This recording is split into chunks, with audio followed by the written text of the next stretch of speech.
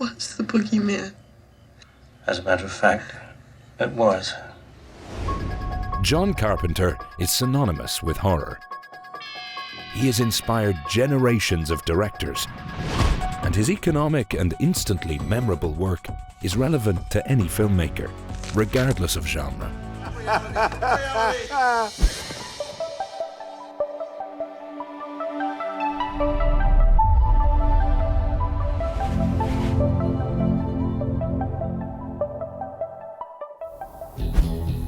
Before we get a chill in our spine, subscribe to Studio Binder and click the bell to stay up to date on all our filmmaking videos. Time for our entrance. I have come here to chew bubblegum and kick ass. And I'm all out of bubblegum. Feel the wind is rising, baby, now the truth is here. John Carpenter is often dubbed as the master of horror, having created some of the most iconic horror movies of the 20th century, including Halloween, The Fog, The Thing, and In the Mouth of Madness. Do you read Sutter Kane? He also made cult hits outside the genre, such as Escape from New York, They Live, and Big Trouble in Little China. Is it getting hot in here, or is it just me? The prolific director grew up in Kentucky and quickly understood himself as an outsider, a quality he's carried through his career. Probably my own life I was a little under siege. I grew up in Bowling Green, Kentucky, and my parents were Yankees from northern New York, so we were out of place in Bowling Green, and I think that probably informs a lot of what I do. Carpenter attended film school at University of Southern California and quickly garnered attention as a filmmaker to watch, earning an Academy Award for a short he shot while in school. He proceeded to make two ultra-low-budget films, Dark Star and Assault on Precinct 13, which both gained a cult status. Two cops wishing me luck. I'm doomed. But it wasn't until his next project that he became a household name. In 1978, Carpenter's low-budget movie Halloween became a smash hit, ushering in a new era for horror filmmaking and solidifying the slasher subgenre. But even with this success, Carpenter never fully ascended to blockbuster filmmaker status. Tight resources, however, feed into Carpenter's style. For Carpenter, less is more. He's a minimalist whose work is streamlined and rarely showy, and above all else, he prioritizes story.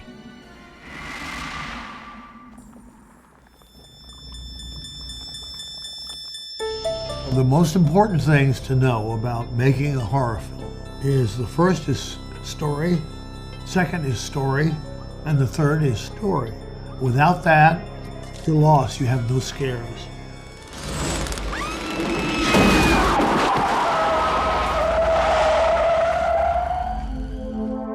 Carpenter's stories often carry his minimalist ethos.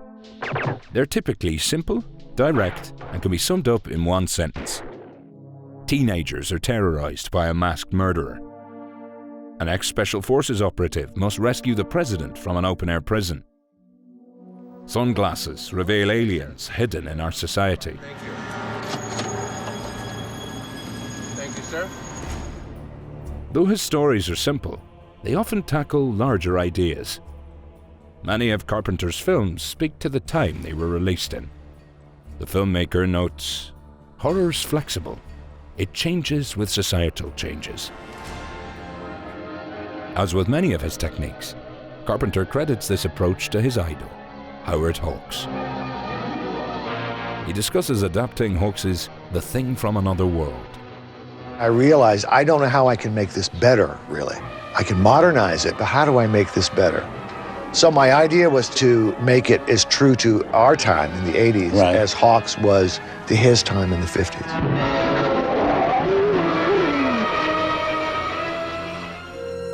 As such, Carpenter's The Thing focused on the distrust and paranoia that had become prevalent by the 80s. I don't know who to trust. I know what you mean, Blair. Trust's a tough thing to come by these days. Tell you what, why don't you just trust in the Lord?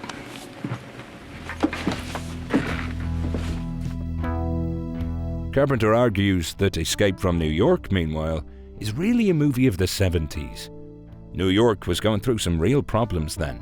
The once great city of New York becomes the one maximum security prison for the entire country. His ability to speak to the zeitgeist extends to even his tonally sillier movies, like They Live.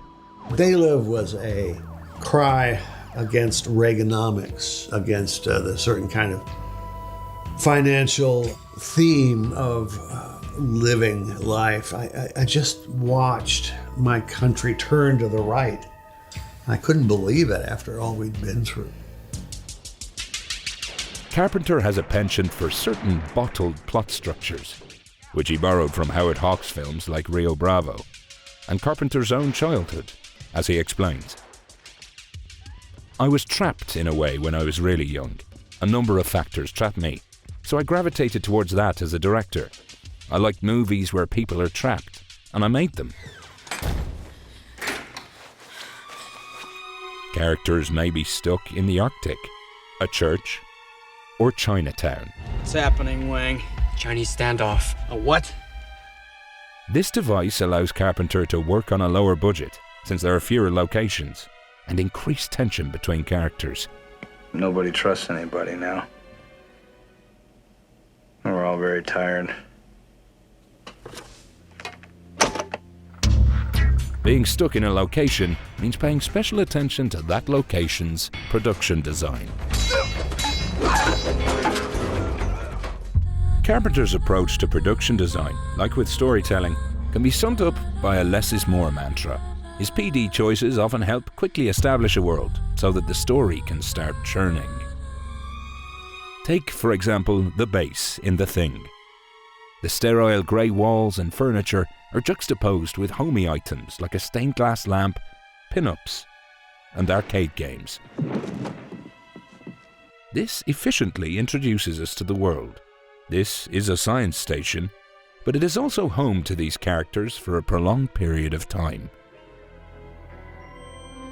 Prince of Darkness takes a similar approach with its production design to inform the film's themes. Carpenter and production designer Daniel Lomino filled the church with old Christian relics and large scientific instruments. This simple contrast builds on the central conflict of the film, faith versus science. Now later on here, Christ comes to warn us.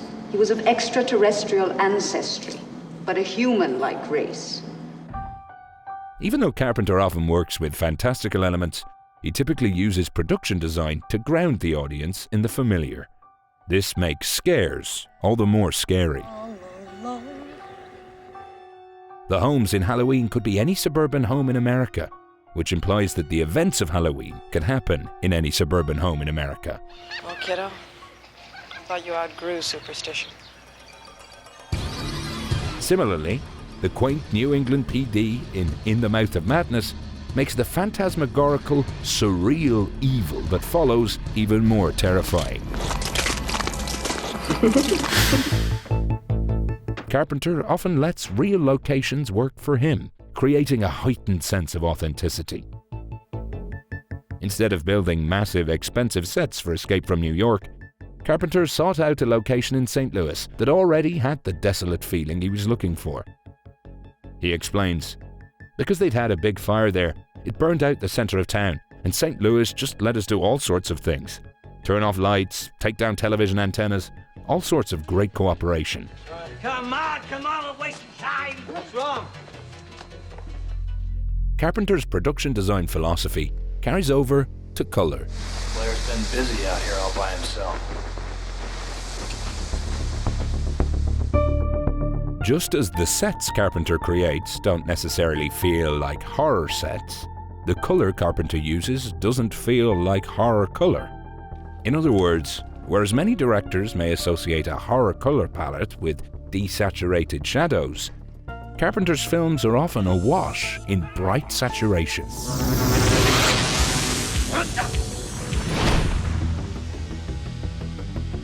You will often lean into the colors of a costume, location, or light source to direct an audience's attention. Many times, Carpenter's color will come from his lighting, which is often highly saturated. This can quickly and cheaply make a shot feel otherworldly, as he establishes on the low-budget Dark Star. All right, soup's on. Of course, being the master of horror, Carpenter has many scenes that take place at night. But for Carpenter, night isn't necessarily dark, it's blue. This allows for action to be visually clear and steers Carpenter's movies away from relying on cheap jump scares.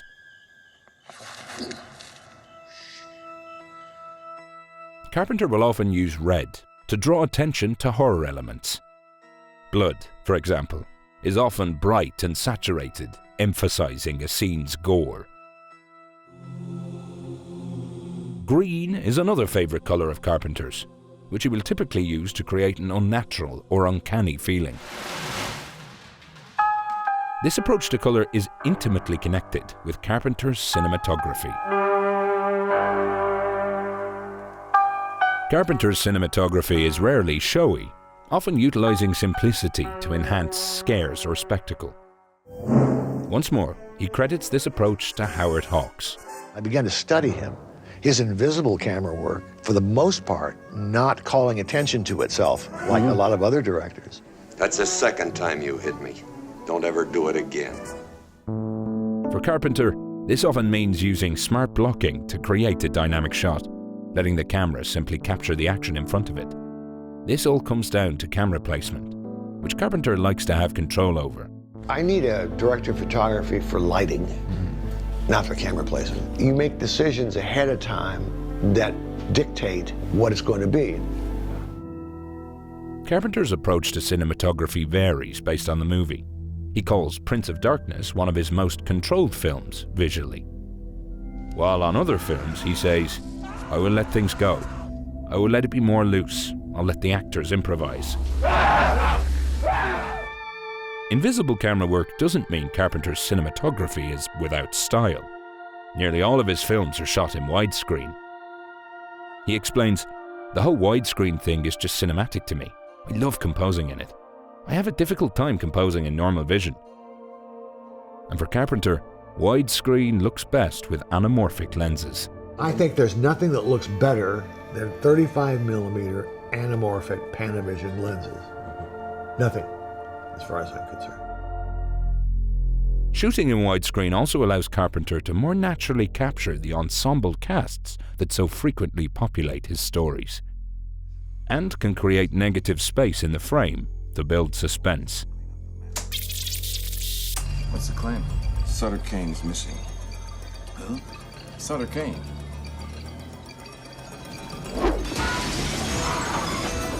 Another signature element of Carpenter's cinematography is the Panaglide, Panavision's version of a Steadicam, which Carpenter pioneered the use of in Halloween. He describes why he was drawn to it. I thought, this is kind of a cheap way of getting a tracking shot done, and it's also kind of creepy. Gyroscopic camera, it's mounted on an operator, so you're wearing this huge camera, and you're supposed to squat down like this, and it kind of bobs up and down like this, and you run with it, or you move around like this, and it kind of glides, and it gives a very strange feeling. It's not handheld, where you can even feel the breath of the operator like this, or it's not a dolly, where you've got wheels and you're operating it very mechanically and very precisely. It's a completely different feel. So I decided to overuse it.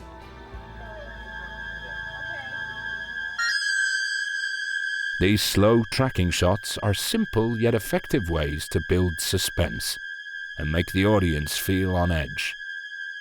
And this effect is augmented by Carpenter's editing style.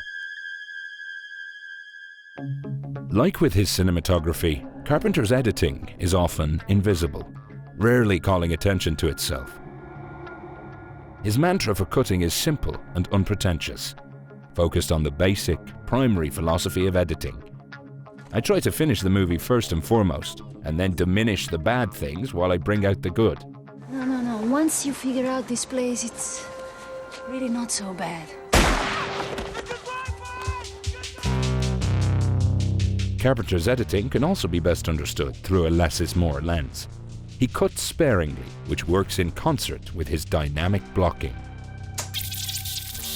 I'm all jealous of you, Wilson. You get all this VIP treatment. Here they let me walk around almost free.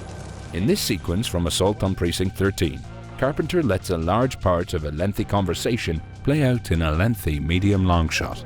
It doesn't feel stale since both the characters and camera are moving in different compositions. Holding on the shots also allow for tension to build in anticipation of the escape attempt. All right, knock off the talk and let's move. Of course, this type of editing is perfect for the horror genre, helping create suspense for the next big scare. Some asshole got drunk and started taking this 100-year-old business too seriously.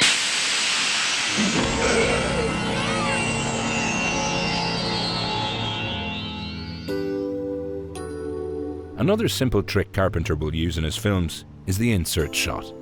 He explains. You can make a scene that's slow, pop a little if you have something going on right in the middle.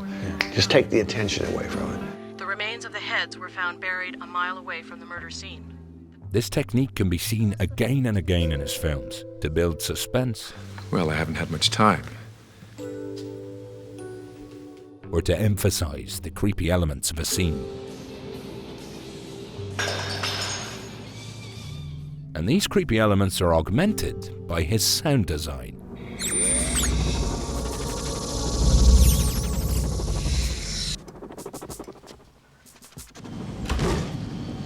Go on, take a closer look. Sound design is a standout element in Carpenter's filmmaking process because it's one of the only elements he doesn't take a hands-on approach to.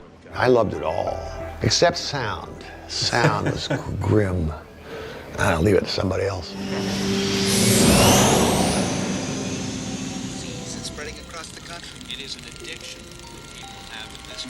His film soundscapes are distinct, both streamlined and otherworldly. Carpenter's sound design can create a powerful mood or scare.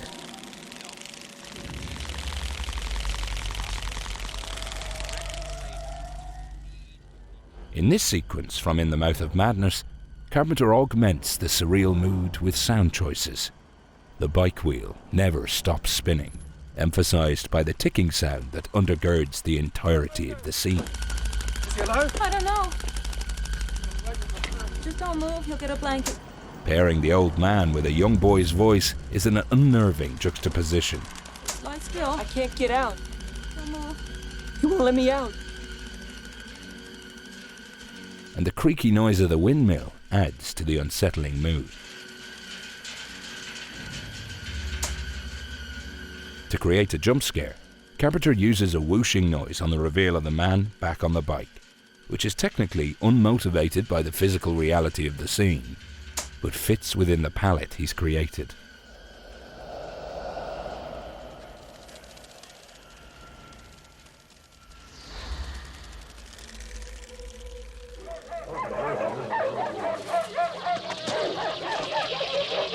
Some of the scariest moments in Carpenter's films are rooted in simple sound design tricks, like using unexpected noise to disorient and discomfort the audience. Get away from me! Retreating! Without this alien scream, the shot is just an actor opening his mouth.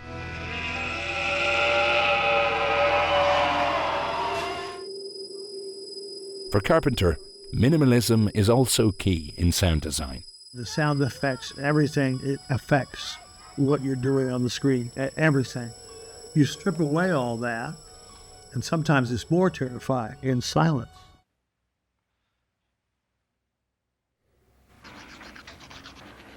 In this iconic scene from Halloween, the lapses into near silence build tension. They force the audience to lean in so that if they listen closely, they can hear Michael breathing. See anything you like?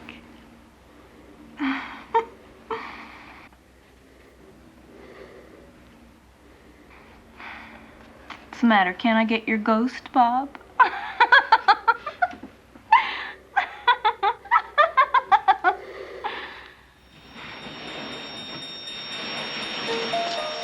Of course, you can't talk about the sound of John Carpenter films without mentioning his music.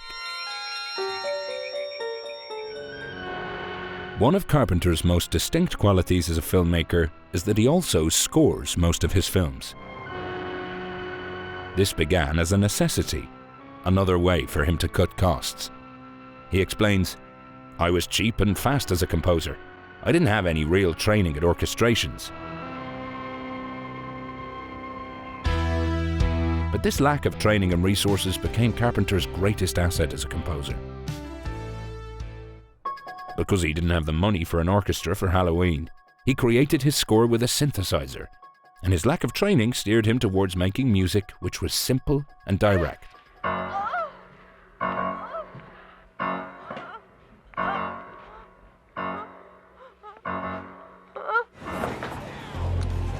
Even with larger budgets, Carpenter held on to these qualities. He explains his approach. Hold back and do minimalistic stuff and set moods and don't tell the emotions to the audience. Set a general mood, but don't score everything.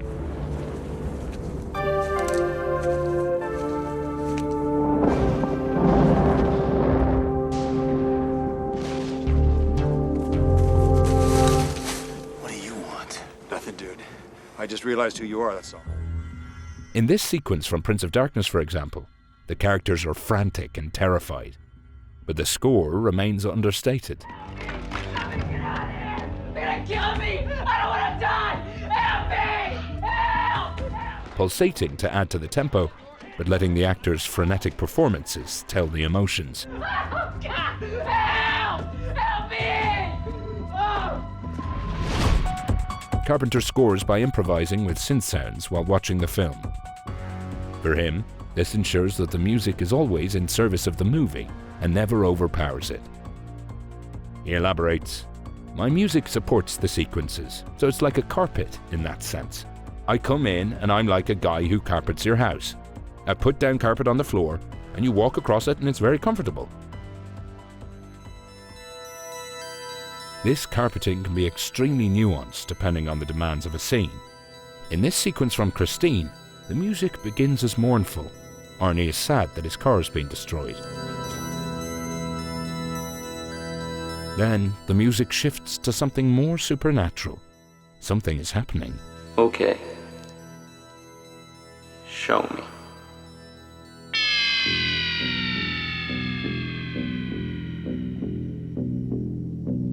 And finally, the score becomes seductive. The car's power is alluring to Arnie.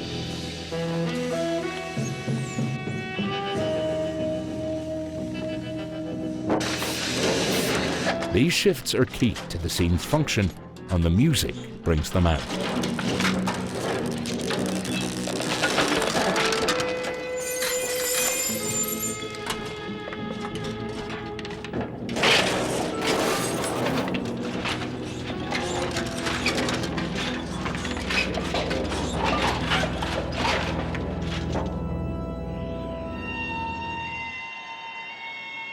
Carpenter's scores are still melodic and memorable, often becoming the backbone of his films. As such, what began as a budgetary necessity became a defining quality of Carpenter's work and hugely influential on the sound of movie music.